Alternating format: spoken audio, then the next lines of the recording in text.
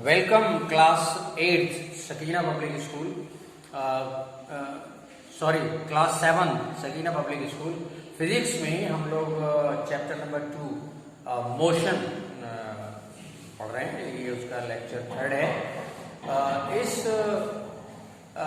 Chapter में motion में दो चीज़ों पर एम्फेसिस है, एक तो रेस्ट पर और एक मोशन पर। तो दो चीज़ें एक दूसरे से रिलेटेड है।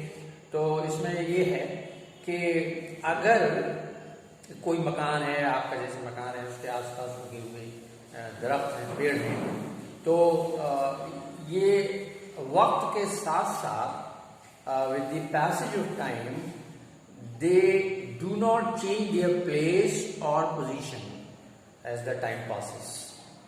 अपनी सराउंडिंग के मुकाबले में ये अपनी पोजीशन और अपने प्लेस को चेंज नहीं करते हैं।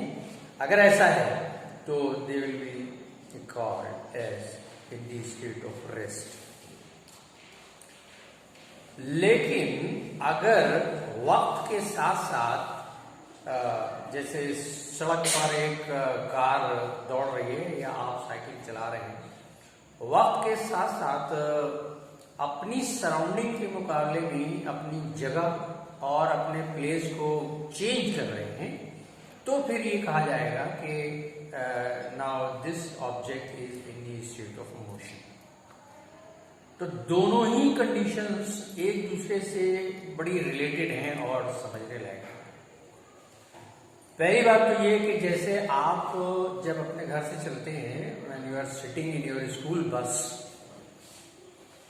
और जब आप अपनी स्कूल बस की खिड़की से बाहर देखते हैं तो आप देखते हैं कि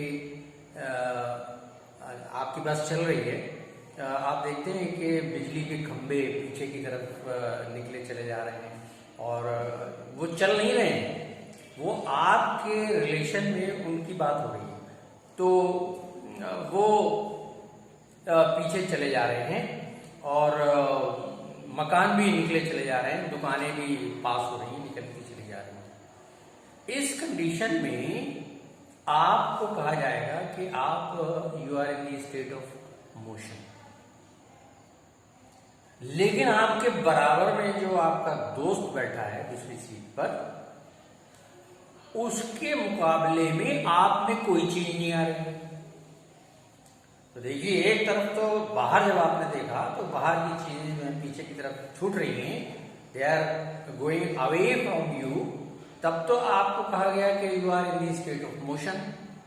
लेकिन जब आपके दोस्त से कंपेयर किया गया in relation to your friend just sitting by side in the next seat, तो कहा गया कि आप you are not in the state of motion but you are as compare to, और in relation to your friend you are in the state of rest। तो ये दोनों का रिलेशन है बड़ा पक्का। और मोशन के बारे में हमने बात की थी कि मोशन कितने तरीके का होता है। तो देखिए, अब उंगलियों पे लिखते हैं। पहला है ट्रांसलेटरी मोशन। ट्रांसलेटरी मोशन में क्या होता है, जैसे एक कार है, वो कुछ वक्त के साथ किसी स्पीड के साथ सड़क पर दौड़ रही है, और ऐसी कंडीशन में उस कार का हर पार्टिकल ऑन इट, हर चीज, कार का सारा सामान एक ही स्पीड के साथ उसी डायरेक्शन में जा रहा है, कुछ वक्त भी ले रहा है, टाइम भी लगेगा। ये है ट्रांसलेटरी मोशन। अब ट्रांसलेटरी मोशन में अगर कार बिल्कुल सीधे रास्ते में चल रही है, स्ट्रेट रोड, तो उसको कहते हैं लाइनियर, लीनियर या रेक्टिलिनियर मोशन। सीधे रास्ते, सारी चीजें, कार, उसके सारे, every particle on it, everything on it, car का सब कुछ एक ही समय में एक ही डायरेक्शन में जा रहा है, ट्रांसलेटरी मोशन। और अगर ये if the car is following a straight road that is rectilinear और लीनियर मोशन। और अगर ये रास्ता टेढ़ा बेढ़ा है, कुछ कर्व्स है इसमें, that is called curvilinear translatory motion. तो ये ट्रांसलेटरी मोशन है। दूसरे नंबर पर है सर्कुलर मोशन। सर्कुलर मोशन देखिए, सर्कुलर मोशन में आप एक ऑब्जेक्ट लीजिए और उसे एक स्ट्रिंग में बांध लीजिए और खड़े होकर उसे अपने चारों तरफ घुमाइए, तो वो उसका पाथ जो है सर्कुलर होगा उस ऑब्जेक्ट का, और सेंटर जो होगा वो आप, ये एक सर्कुलर मोशन है। या हम एक साइकिल के पहिए के बारे में बात करें।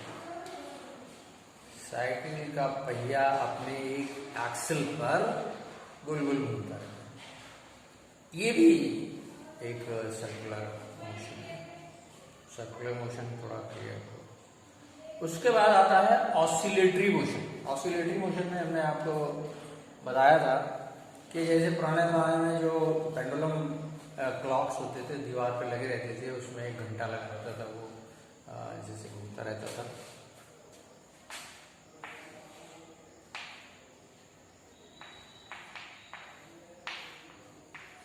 यहाँ एक खिड़की रहती थी, उसमें हम देखते थे कि एक पेंडुलम जो है वो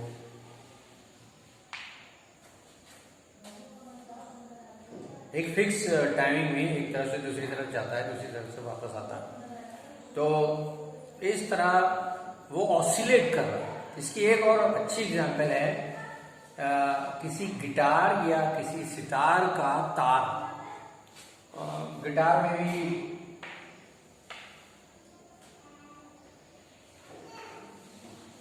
बहुत सारे तार बंधे रहते हैं।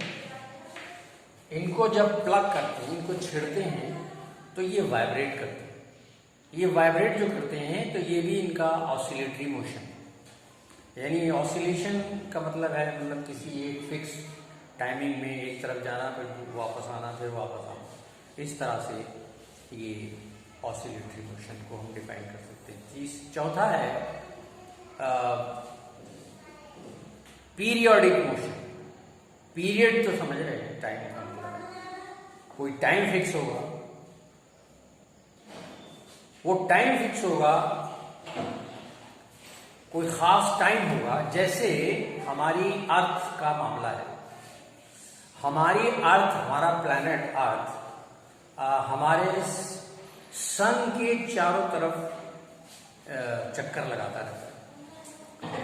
तो हमारा प्लैनेट सन के चारों तरफ एक फिक्स्ड टाइम में, जिसको हम कहते हैं एक साल, है ना, 1 ईयर, एक साल में सूरज का पूरा चक्कर लगा लेता हमारा प्लैनेट अर्थ, है ना, पूरा घूम के आ जाता है।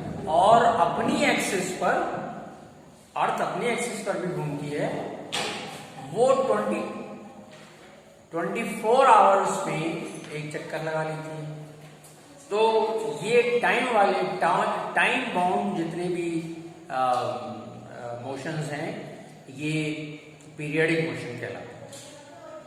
और अगर हम देखें तो जो घड़ी का पेंडुलम है वो भी पीरियडिक मोशन है, हालांकि दैट इज ऑसिलेटरी मोशन, लेकिन वो भी पीरियडिक मोशन है क्योंकि उसका भी पीरियड होता है 2 सेकेंड।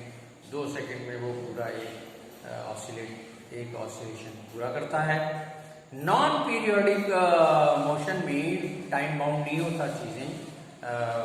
जैसे एक बच्चा अपनी साइकिल लेके घर से निकला, चला रहा है, दिल उसका भर गया तो घर आ गया, तो ये नॉन पीरियोडिक मोशन है। और इसके बाद है रैंडम मोशन। रैंडम मोशन में डायरेक्शन फिक्स नहीं रहता। रैंडम मोशन में कभी इधर जाएगा, इधर से इधर आएगा, इधर से इधर आएगा, इधर से इधर आएगा। जैसे छोटे कीड़े, शहद की मक्खियाँ, तितलियाँ, चिड़ियाँ, ये सब उड़ती रहती हैं, कभी घरों के आसपास भी उड़ती रहती हैं। तो ऐसे मोशन को रैंडम मोशन कहते हैं। तो इस तरह से ट्रांसलेटरी मोशन, ट्रांसलेटरी में कर्वीलिनियर, रेक्टिलिनियर, उसके बाद सर्कुलर मोशन, उसके बाद ऑसिलेटरी मोशन, उसके बाद पीरियडिक मोशन, उसके बाद नॉन पीरियडिक मोशन और नंबर 6 रैंडम मोशन। इस तरह से